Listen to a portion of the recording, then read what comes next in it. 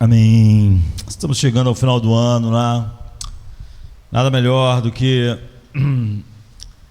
chegarmos ao final do ano e olharmos para a maior promessa que nós temos para nós. É o que eu quero fazer, que está em Romanos capítulo 8, verso 28 até o 32, que diz assim: e sabemos que Deus faz com que todas as coisas contribuam para o bem daqueles que amam a Deus, daqueles que são chamados de acordo com o seu propósito.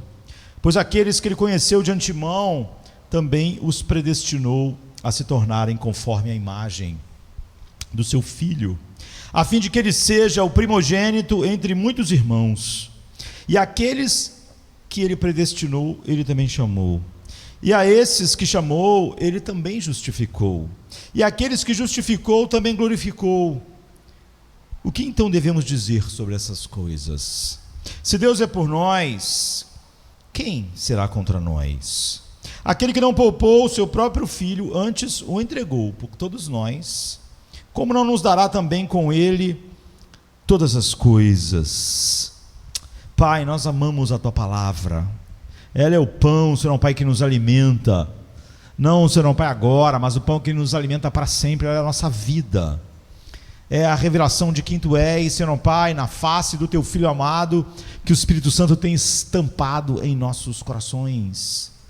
Que, Senhor Pai, nesta noite, Senhor Deus, Tuas mãos poderosas, Senhor Pai, as mãos, Senhor Pai, cheios de sabedoria para molde, Senhor Pai, os nossos corações.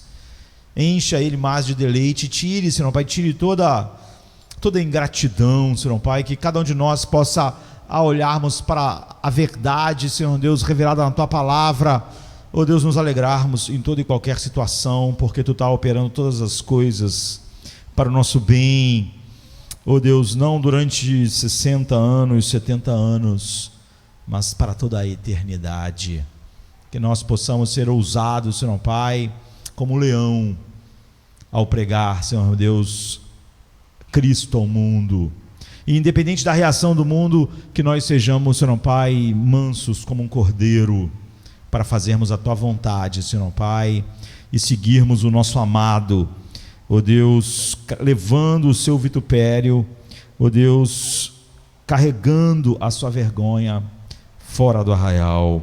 É o que nós Te pedimos em nome de Jesus, amém. Aqui nós temos a maior, a promessa mais abrangente e a promessa mais amada de toda a Bíblia, Romanos 8, 28. E sabemos que Deus faz com que todas as coisas contribuam para o bem daqueles que amam a Deus, daqueles que são chamados de acordo com o seu propósito, de acordo com o seu decreto. Talvez mais do que qualquer outra promessa na Bíblia, esse verso tem ajudado as pessoas a confiar em Deus em meio às experiências mais devastadoras que um homem pode experimentar, ou a igreja experimentou. E essas experiências muitas das vezes parecem totalmente sem sentido, dolorosas e simplesmente mais. Ao olhar para elas, você não consegue ver nada bom a não ser maldade, crueldade, horror, e naturalmente você diria: nada de bom pode ser disso, isso aqui é uma desgraça final. Pensem no pior dia que esse mundo já viu, na cruz. Então, é assim que normalmente você olharia para aquilo. Isso aqui é uma tragédia final. Então as pessoas se apegaram a todas as coisas e creram na palavra de Deus. Isso também essa coisa horrível, essa coisa aparentemente sem sentido, acabará em meu bem final. Certa vez Jesus disse aos discípulos: o que eu faço agora vocês não entendem, mas depois vocês vão entender. Então, quando eu era criança, eu aprendi um hino que dizia: quando as coisas não acontecem como deveriam, Deus sempre as faz mudar para o seu bem. Que hino doce para o coração de uma criança. Os cristãos acreditam que mais cedo ou mais tarde, tristezas, dores, decepções, perdas vão trabalhar juntas para o bem. E eu sei que quando a gente olha a palavra de Deus, as nossas Bíblias, há muitas, eu sei que há traduções diferentes um pouco uma da outra, mas não há nenhuma diferença séria, não é? Por exemplo, das versões que nós usamos torna Deus o sujeito do verbo e todas as coisas o objeto direto, e fica assim: Deus faz com que todas as coisas cooperem para o bem. Mas a NVI, por exemplo, que eu uso bastante aqui, também faz de Deus o sujeito, mas faz de todas as coisas a esfera do trabalho e não o objeto. Diz assim: em todas as coisas Deus trabalha para o bem. A versão King James, não é, faz todas as coisas o assunto. Todas as coisas contribuem juntamente para o bem. A verdade é que todas essas versões são possíveis a partir do texto grego. E no final das contas, elas não são muito diferentes, não é? Quando a King James diz todas as coisas contribuem para o bem, é óbvio que isso não significa que elas funcionam assim por conta própria, não é? Ou por um poder do destino. Não, significa que Deus faz todas as coisas funcionarem juntas para o bem. Então é Deus que está trabalhando em todas essas três, por exemplo, traduções que eu mencionei. E o que Ele está fazendo, o que Ele está trazendo de todas essas situações é bom. O que Ele está trazendo de bom é o quê? São todas as coisas. Então Paulo não está dizendo que todas as coisas são boas. Nosso mundo é cheio de coisas horríveis, não é? Há muita coisa na cruz que é meramente coisas horrorosas, pavorosas, as piores coisas que o mundo já viu. Então Paulo não está dizendo que todas as coisas que acontecem conosco, que acontecem na história, são boas. Ele está dizendo que todas as coisas foram transformadas por Deus para o nosso bem. Tudo é nosso. A morte vai nos servir, apesar dela ser o quê? O rei dos horrores. O pecado dos outros, todas as aflições.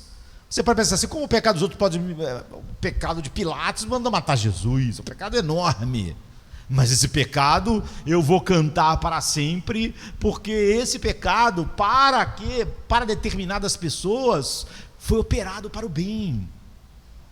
Chicotear Jesus, cuspir Jesus, pregá-lo numa cruz, são pecados imensos, inimagináveis, mas esses pecados foram trabalhados para o bem, para o meu bem. Como todas as coisas funcionam para o bem? Bem agora ou bem mais tarde? Que tipo de bem? Isso eu quero falar em outro dia, não hoje. Hoje eu não quero me concentrar na promessa em si, mas no que faz de uma pessoa ser uma pessoa que pode, no final de 2020, falar que essa promessa é para ele. Hoje o que nós perguntamos é: como eu posso saber se essa promessa, essa mais doce promessa, é para mim? E talvez perguntemos o que esse texto realmente promete para nós. A promessa não é para todas as pessoas, você vê. Portanto, a primeira coisa que precisamos ver é que nem todas as coisas funcionam juntas para o bem de todas as pessoas. Não. A promessa de que Deus transformará todas as coisas para o bem não é verdade no caso de todos os seres humanos, dos 7 bilhões de seres humanos que estão no mundo hoje e dos que estiveram antes de nós ou que estarão depois. Há duas coisas que precisam ser verdade sobre você, sobre a sua vida, para que essa promessa se aplique a você. Uma é que você ama a Deus. Você precisa amar Deus de verdade. E a outra é que você foi chamado de acordo com o propósito soberano de Deus. Essas duas coisas precisam ser verdade sobre você para que você essa promessa seja sua. E sabemos que Deus faz com que todas as coisas contribuam para o bem. daqueles que amam a Deus e daqueles que são chamados de acordo com o seu propósito. Então eu vou tratar do primeiro hoje e do segundo, sei lá, outro dia. Paulo diz, com efeito, se você não ama a Deus, você não pode reivindicar essa promessa, nem pode descansar nela. Se você não ama a Deus, se você não ama a Deus e você descansar na ideia de que Deus está fazendo as coisas operar para o seu bem, é tolice. Se você não for chamado de acordo com o propósito de Deus, você também não pode reivindicar essa promessa. Se você não o ama e se você não é chamado, então, dito de outra forma, para a pessoa que não ama a Deus e para a pessoa que não é chamada por Deus, segundo o propósito de Deus, o otimismo final é a coisa mais tola que pode existir. Eu sei que nós vivemos numa geração terapêutica, psicologizada, que você quer sempre fazer as pessoas se sentirem bem, mas não há uma tolice maior para os seres humanos. As coisas vão acabar mal para o ser humano, as coisas vão acabar muito mal, e não há tolice maior do que alguém que não ama a Deus e que não foi chamado segundo o seu propósito, achar que de alguma forma as coisas vão acabar bem. Sabe essa coisa que a gente gosta logo de dizer, não, vai tudo acabar bem, vai tudo acabar horrível. O pessimismo é o estado de espírito correto para todo mundo que não ama a Deus e não foi chamado segundo o seu decreto. É o estado, qual, se me perguntasse, pastor, qual é o estado de espírito correto para o ser humano? Pessimismo, e nem o pior pessimismo dele vai estar enxergando a realidade tão ruim que está à sua frente. Então as coisas não vão funcionar para o seu bem, as coisas vão funcionar para o seu mal. Romanos 2,5 descreve a maneira como a experiência dessa pessoa afeta o seu futuro. Diz assim: por causa do seu coração duro e impenitente, você acumula ira para si mesmo no dia da ira, quando o justo julgamento de Deus será revelado. Em outras palavras, as experiências pelas quais essas pessoas passam cada dia não mudam algo para o bem delas, aumenta a ira de Deus sobre elas. Ou seja, as coisas agradáveis pelas quais ela não agradece a Deus. Ela não foi grata hoje pelo sol que brilhou, pelo seu corpo, por ela se mover, ela não se derramou em adoração diante de Deus. Então todas essas coisas boas, respirar, beijar a esposa, carregar o filho, comer um sanduíche, aumentou a ira de Deus. Ela não respondeu à bondade de Deus, de uma maneira, aumentou o seu pecado. A ingratidão é o pecado mor do coração humano. A Bíblia diz assim, porque tendo conhecido Deus como Deus, não louvaram como Deus, nem foram gratos. Portanto, do céu se manifesta a ira de Deus contra toda impiedade. Ou seja, tudo de bom que aconteceu para todos que estão fora de Cristo hoje, tudo de bom, as coisas mais, o cara casou hoje, o cara teve um filho hoje, o cara respirou hoje, então aumentou a ira de Deus sobre ele, porque ele não respondeu.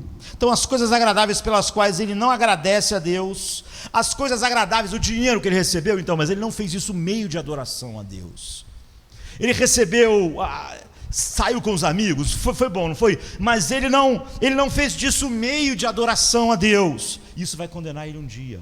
Paulo diz, isso não vai ser esquecido. Sabe o dia 20 de dezembro, que você saiu, que você olhou a praia, que você viu a beleza, então você não foi grato. Você não foi grato. Então ver o sol hoje, ver a praia, respirar o ar, andar de barco, então aumentou a ira de Deus. As coisas dolorosas pelas quais, porque nem todo mundo teve experiências assim hoje, né? Mas as coisas dolorosas pelas quais a pessoa andou hoje, foi para o hospital, se sentiu mal, ficou doente, não aumentou a confiança dela em Deus. Não fez ela, Senhor, Tu és o meu refúgio, eu descanso em Ti. O meu homem exterior não é aonde está depositada a minha paz, a minha segurança. Eu estou doente, o meu corpo está falhando, eu estou no hospital, está doendo. Essas coisas dolorosas pelas quais ele caminhou, não fez ele confiar em Deus, não fez ele sentir que Deus era um refúgio, não fez ele ficar ansioso, com medo. Então, acumulou ira para o dia da ira. Você vê, as coisas boas aumentaram a ira de Deus. Tudo de bom que aconteceu para as pessoas que não amam a Deus e que nem foram chamados segundo o seu decreto, e as coisas ruins também, porque as coisas boas não despertaram gratidão, deleite, adoração. As coisas ruins não despertaram confiança, paz, satisfação em Deus. Então eles acumularam ira para o dia da ira, é o que Paulo diz. Ele pode parecer pobre ou pode parecer próspero ao mundo. Ou seja, ele pode ter ganhado muito dinheiro hoje, mas ele não foi grato a Deus. Ele não pensou, como Deus me dando isso pode se transformar numa adoração a Ele. Ele pode ser pobre, e hoje tudo que ele falou é que como eu seria uma vida melhor se eu tivesse dinheiro. Você vê, nem a riqueza levou ele à adoração, e nem a pobreza levou ele a depender de Deus. Aumentou a ira, a pobreza e a riqueza. Porque se ele não ama Deus, se não é chamado de acordo com o propósito de Deus, todas as suas experiências não conduzem ele para o bem, mas para a miséria eterna. Nada foi bom para alguém fora de Cristo hoje. O que deve ser verdade, então, para que essa promessa seja nossa e essa história não seja nossa? Não é assim que queremos ser. Nós não queremos que todas as experiências boas nesse mundo, estarmos com nossos filhos hoje, com a nossa esposa, almoçarmos, jantarmos, respirarmos, olharmos uma paisagem, escutarmos uma música. A gente não quer que essas coisas tenham aumentado a ira de Deus sobre nós. Nós queremos ouvir essa promessa como nossa, queremos saber se todas as coisas estão trabalhando juntas para o nosso bem e não para a nossa condenação. Se nós sentimos dor ou sofremos, nós queremos saber que essas coisas estão cooperando para o nosso bem. Então, o que deve ser verdade sobre nós? Então vamos pegar uma coisa de cada vez, e apenas uma hoje, não é? Primeiro, Paulo diz que nós devemos ser pessoas que amam a Deus. No original, esta é a primeira coisa que aparece no versículo, diferente das versões em português. No original está assim: nós sabemos que para aqueles que amam a Deus, todas as coisas contribuem para o bem. O que ele quer dizer com amar a Deus? Em primeiro lugar, ele não quer dizer que você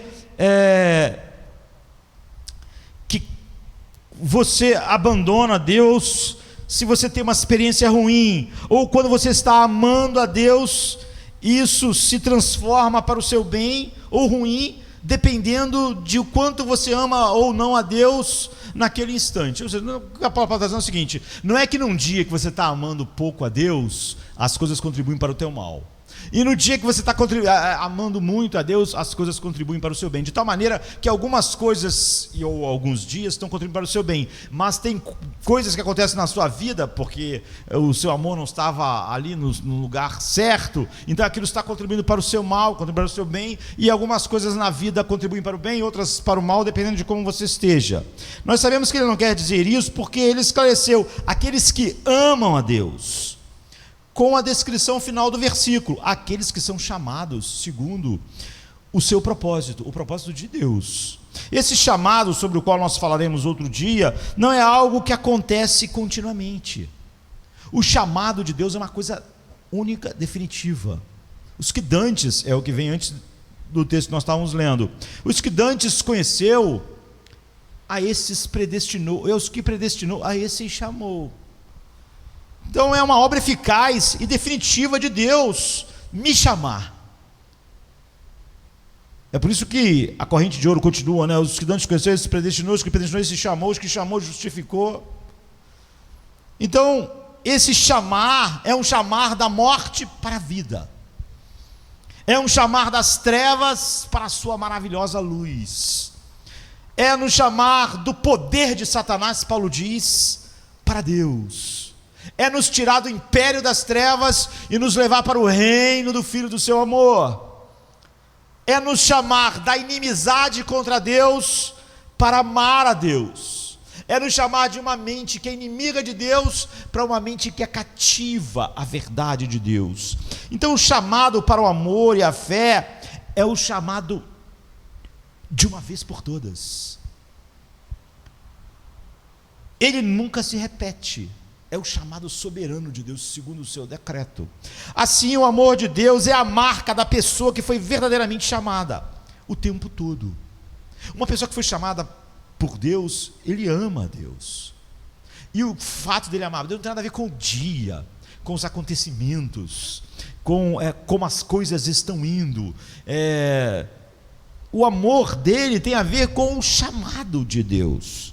Claro que o nosso amor por Deus tem momentos de intensidade e momentos de fraqueza, assim como todos os outros relacionamentos de amor que nós temos. Nós amamos nossos filhos, nosso esposo, mas nós não podemos dizer que esse amor é uma coisa exatamente igual o tempo todo. Ele sempre está lá, não é? Sempre verdadeiro, falando no nível natural e humano, não é? Mas ele tem suas nuances. Mas aqueles que são chamados, o amor de Deus é o que define essa pessoa, define ela.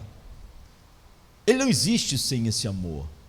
Isso está no centro da sua personalidade, é a condição permanente de nossos corações, seja quando esse amor está transbordando e explodindo, seja quando em algum momento ele não está, ele está lá, ele está me definindo. Então Paulo não está dizendo que todas as coisas funcionam para o bem, para um cristão. Algumas vezes, quando o seu amor está muito forte, as coisas contribuem para o seu bem. Quando o seu amor não está muito forte, as coisas não contribuem para o seu bem. Não está dizendo isso. E nem todas as coisas não funcionam para o bem para o cristão, algumas vezes. Não. Nunca as coisas funcionam para o mal de alguém que está em Cristo. Nunca. Ele está dizendo que para o cristão, os chamados, aqueles cujo coração foram trazidos da inimizade para amar a Deus, todas as coisas funcionam para o bem todo o tempo da sua vida. Então, o que o amor de Deus não é? O que significa amar a Deus? Como você sabe? Como você pode saber que você está entre esse número fixo de pessoas que amam a Deus porque foram chamados pelo seu decreto, porque foram amadas por Ele lá na eternidade? Como você sabe que está entre o número dessas pessoas? A melhor maneira que eu posso pensar para deixar a resposta clara é dizer 3 coisas que o amor de Deus não é. Sempre que a gente fala em Deus, a gente sempre tem muita dificuldade, né? A gente fala sobre coisas que Deus é e coisas que Ele não é, para tentar mostrar o que Ele é. É assim que a gente faz sobre os atributos de Deus. Por exemplo, Deus não pode mentir. A gente fala o que é impossível, e a gente pode dizer: Deus é luz e nele não há trevas algumas. Então você vê, mesmo quando a gente falou o positivo, a gente tem que colocar o negativo para deixar claro. Então, da melhor maneira que eu posso pensar para deixar a resposta clara é dizer 3 coisas que o amor de Deus não é, que se a pessoa tiver, ela não deve se enganar que o ama. Pelo menos a essência do amor de Deus não são essas 3 coisas. Amar a Deus não é atender às necessidades de Deus. Amar a Deus não é atender às necessidades de Deus. Fixa isso no seu coração. Amar a Deus não é assim. E por que isso é importante? Porque a maneira como nós amamos o homem é diferente da maneira como nós amamos Deus. Quando nós amamos o homem, nós queremos o quê? Nós queremos atender às necessidades. Nós amamos nossos amigos, nossos irmãos, nossos filhos, nossa esposa. Então o que a gente pensa o tempo todo? Que necessidade essa pessoa tem? O que ela precisa? Ela está precisando de amor, de carinho, está precisando de sustento, está precisando de um remédio, está precisando amar um ser humano. Amar a Deus não é atender às necessidades. A maneira como nós amamos o homem é totalmente diferente como nós amamos Deus. Em Atos 17, 25, Paulo disse assim: Ele não é servido por mãos humanas, como se precisasse de alguma coisa, pois Ele mesmo dá a todos a vida, o fôlego e tudo o resto. Então Deus é radicalmente diferente de nós. Ele é a fonte de todas as coisas e não necessita de nada. O amor humano, ou o amor humano por um animal, eu tenho vários cachorros. Como é que eu demonstro amor aos meus cachorros? Eu dou comida, eu levo eles ao médico, né? Eu cuido deles, eu dou atenção a eles. Você vê, eu acho, não é? Eu não sei tudo a respeito do cachorro, porque a gente fala com o cachorro, ele responde pra gente, mas é tudo a gente mesmo que está falando. A gente tem certeza que eles estão falando aquilo pra gente, mas fala. O que eu demonstro meu amor aos meus cachorros, suprindo a necessidade deles. Quando eu vejo um cachorro na rua com frio, com fome, com sarna, como o meu coração se internece pensando: meu Deus, ele está precisando de comida, ele está precisando, ele está com frio, ele está sentindo dor, ele está cheio de necessidades. Como alguém que ama um bichinho demonstra o seu amor, tenta suprir as necessidades.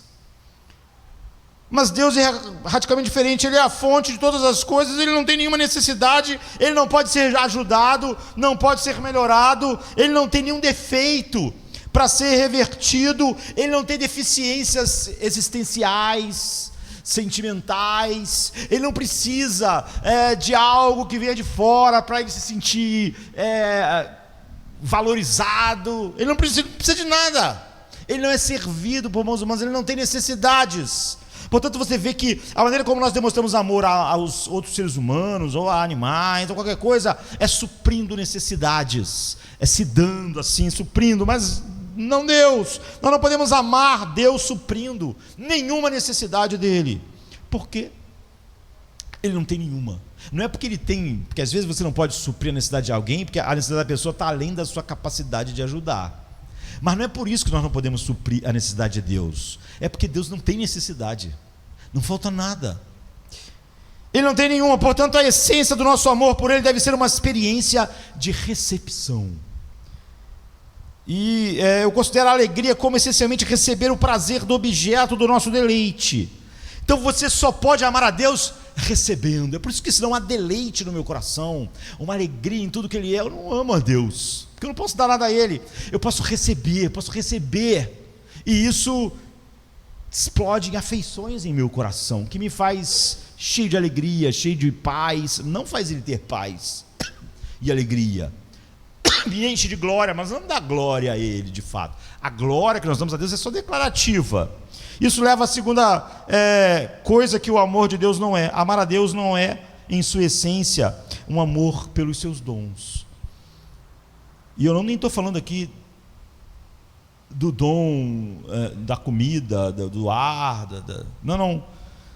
Amar a Deus não é, em sua essência, amor pelos seus dons, como perdão, como justificação, como fuga do inferno, como uma ressurreição para um corpo glorificado, etc. Na verdade, se nós amarmos a Deus, nós vamos apreciar esses dons. Nós amamos a justificação. Por quê?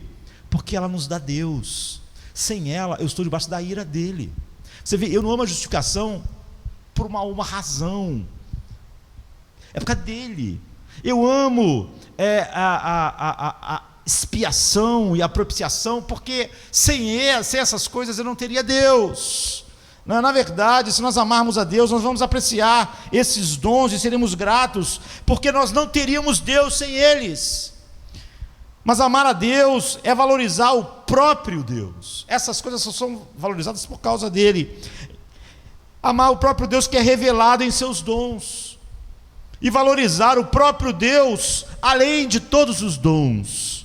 Seus dons são preciosos na medida em que nos levam a Deus e nos mostram mais de Deus. Eu agradeço a Deus, Deus, o pão nosso que cada dia me dá hoje. E agradeço a Deus, por quê? Porque eu quero santificar o nome dele no mundo, e eu, como sou um ser humano, preciso de pão diariamente para santificar o seu nome. Você vê, todas as coisas devem ser assim. Quando você ama a Deus, Deus é o centro das suas afeições, não os dons. Então essa palavra afeto, afeição, nos leva à terceira coisa que o amor de Deus não é. A essência de amar a Deus não são as coisas que o amor de Deus pede que você faça. E isso é uma das grandes confusões dos nossos dias. O amor de Deus pode levá-lo a deixar a sua mãe, a deixar o seu pai, a abandonar tudo isso para declarar sua glória entre as nações, seu valor infinito. Mas deixar a mãe e abandonar tudo não é a essência do amor de Deus. Moisés abandonar o Egito não é a essência do amor de Deus. Isso é o fruto do amor de Deus. Você pode fazer essas coisas sem amar a Deus. Por isso que o grande texto sobre o amor na Bíblia diz: se eu der meu corpo para queimar, mas não tiver amor, não vale nada. Se dar o corpo para queimar, ou se dar todos os meus bens fosse o que é o amor, então o texto diria: se você dá todos os seus bens, você ama. Mas ele diz: não, se você fizer isso, mas não amar, se isso não for o fruto do amor, então isso aí é como um sino que retira, isso não tem valor nenhum. Se teu corpo fosse queimado, mas isso fosse o que você acha ser o amor, e não o fruto do amor, então isso não tem valor. Então a coisa em si não pode ser o amor. Jesus disse: se você me ama, você vai guardar os meus mandamentos. Isso não significa que guardar os mandamentos é amar a Deus. Você vê? Significa que o amor é o tipo de coração que orienta as minhas afeições a obedecer a Deus. Em João 21, 15, 17, Jesus ilustra essa conexão quando ele pergunta 3 vezes a Pedro, assim: Pedro, tu me amas?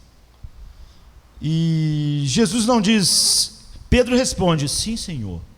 Jesus não diz: bem, isso deve significar que você está me obedecendo os meus mandamentos, porque obedecer os meus mandamentos é me amar.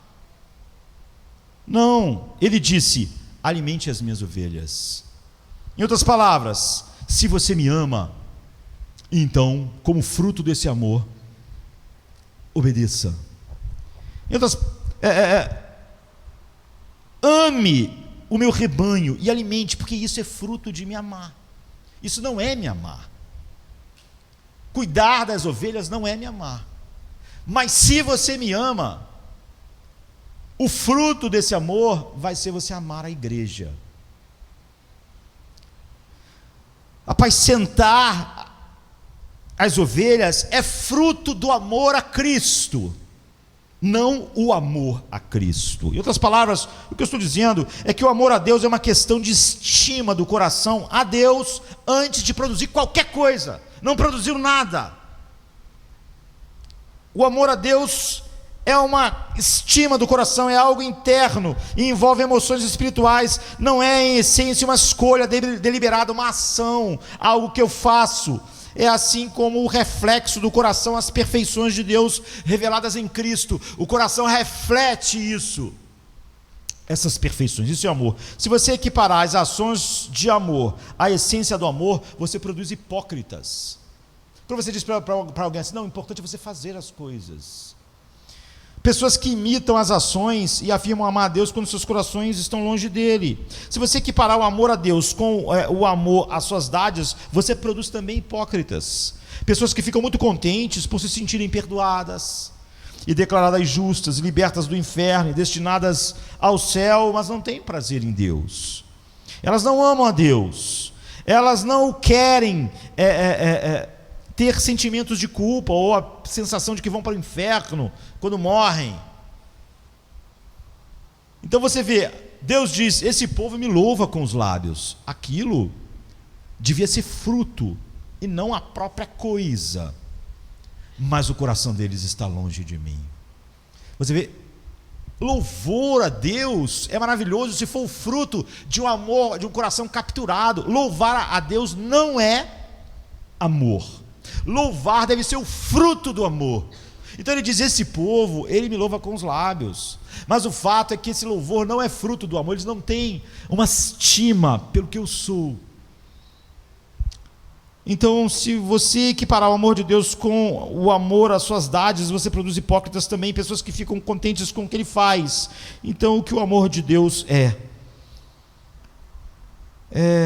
absolutamente crucial que a gente esclareça qual é a essência do amor a Deus, porque você vê que toda aquela promessa depende disso.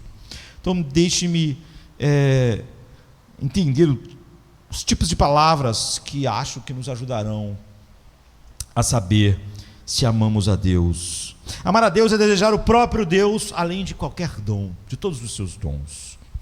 Amar a Deus é se deleitar no próprio Deus, além de todos os seus dons. Amar a Deus é estar satisfeito no próprio Deus, além de todos os seus dons. Amar a Deus é valorizar o próprio Deus, além de todos os seus dons.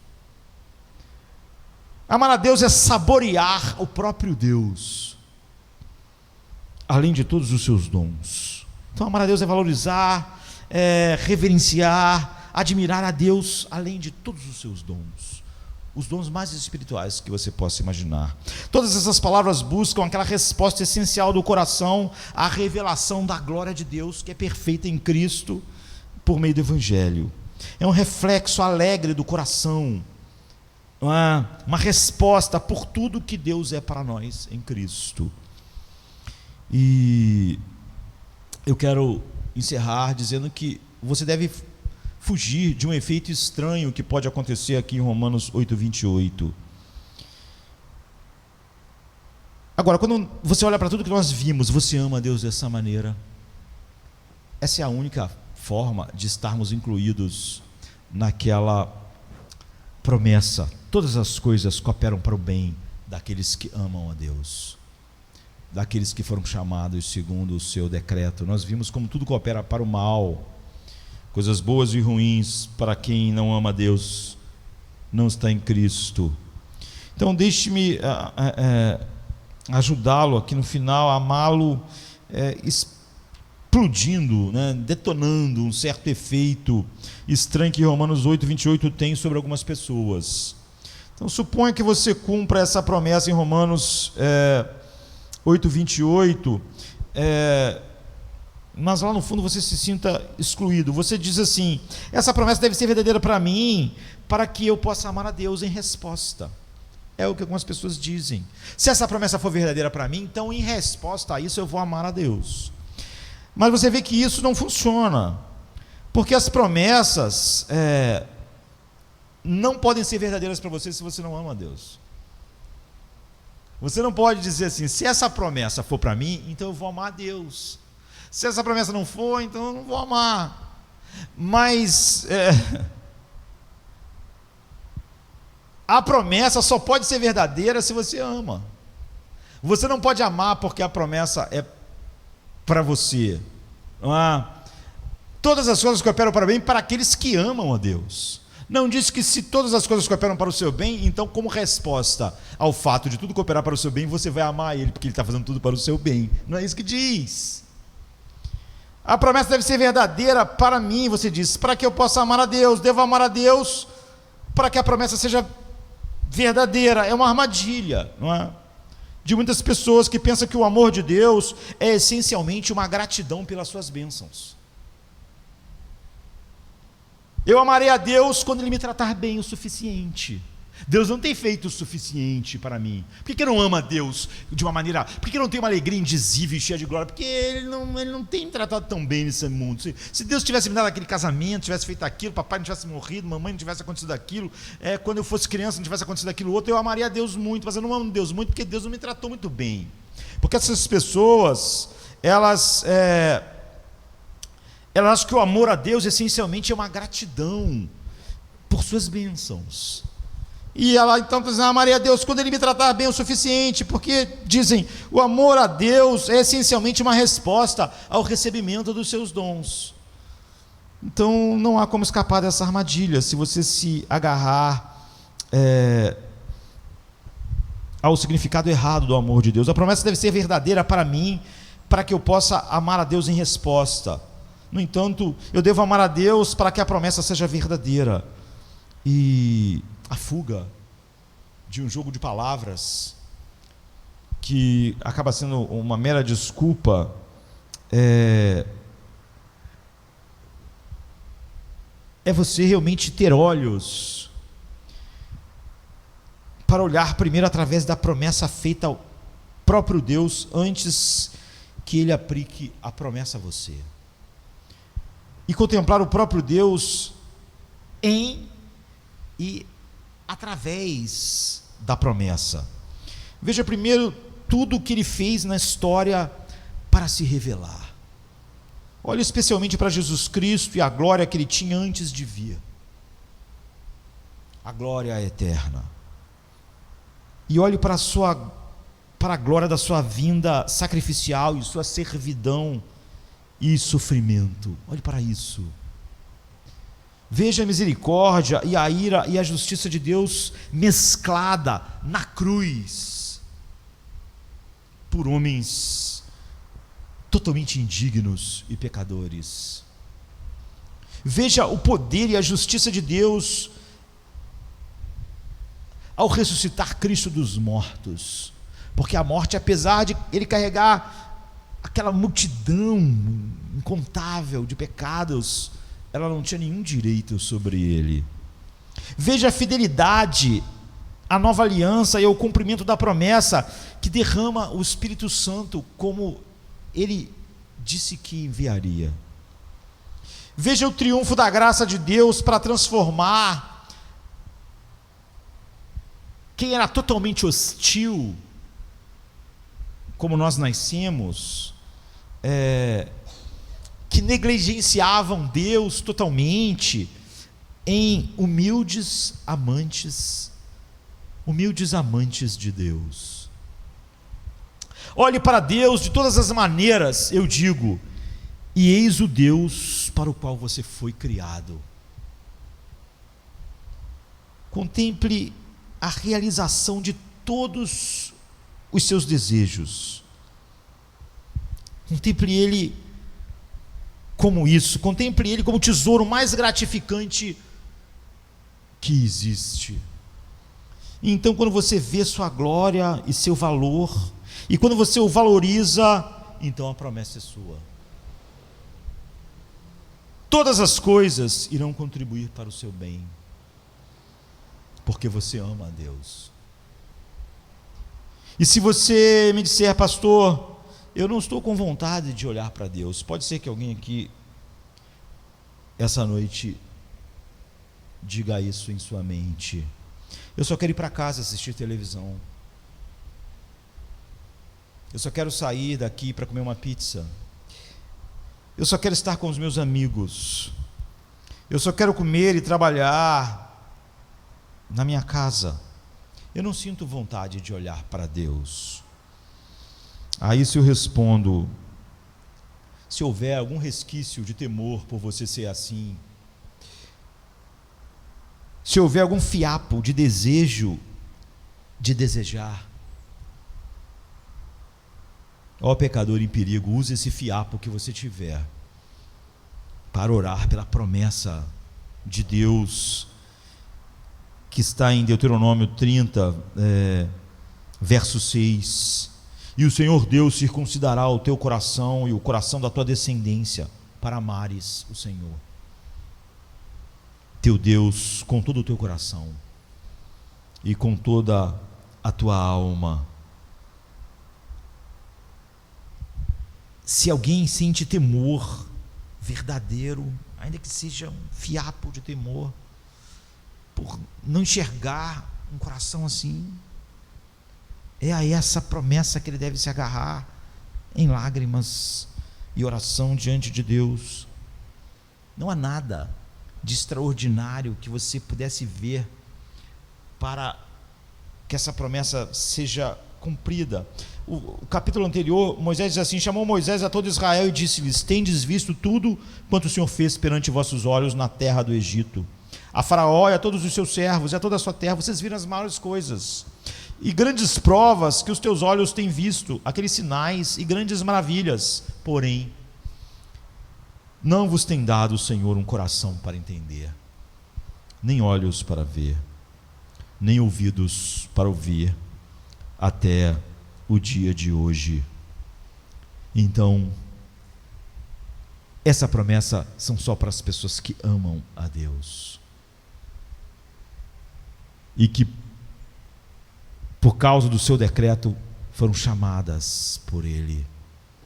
É a maior promessa que um ser humano pode ter, abraçar. todas as coisas cooperam juntamente para o bem daqueles que amam a Deus. Ou Deus faz com que todas as coisas cooperem para o bem daqueles que amam a Deus e foram chamados segundo o seu decreto. Há muito nesse texto, mas se essas primeiras coisas não forem verdade, já não há nada bom nesse texto para um ser humano. Amar a Deus, amar a Deus. É por isso que nós, em vez de simplesmente queremos que todas as pessoas se sintam bem, devemos colocá-las diante da verdade de Deus. Se alguém, como eu disse, falar, olha, eu não quero olhar para Deus, eu oro para que essa pessoa tenha um mínimo de temor para realmente orar de verdade a Deus, baseado em Deuteronômio 36, porque não há nenhuma outra esperança. E o Senhor teu Deus circuncidará o teu coração e o coração da tua descendência, para amares ao Senhor teu Deus com todo o teu coração e com toda a tua alma, para que você viva. Vamos ficar de pé, vamos orar. Come to me, you weary one, and I will give you rest.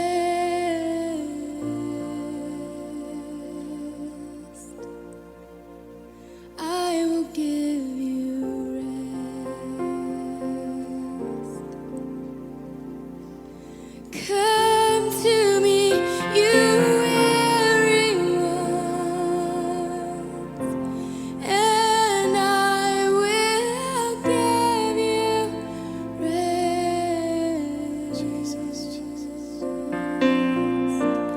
I will give you rest. For my yoke is easy and my burden is light. Take me upon you,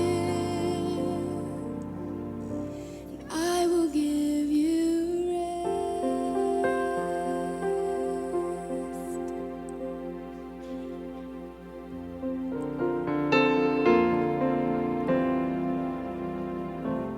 Come to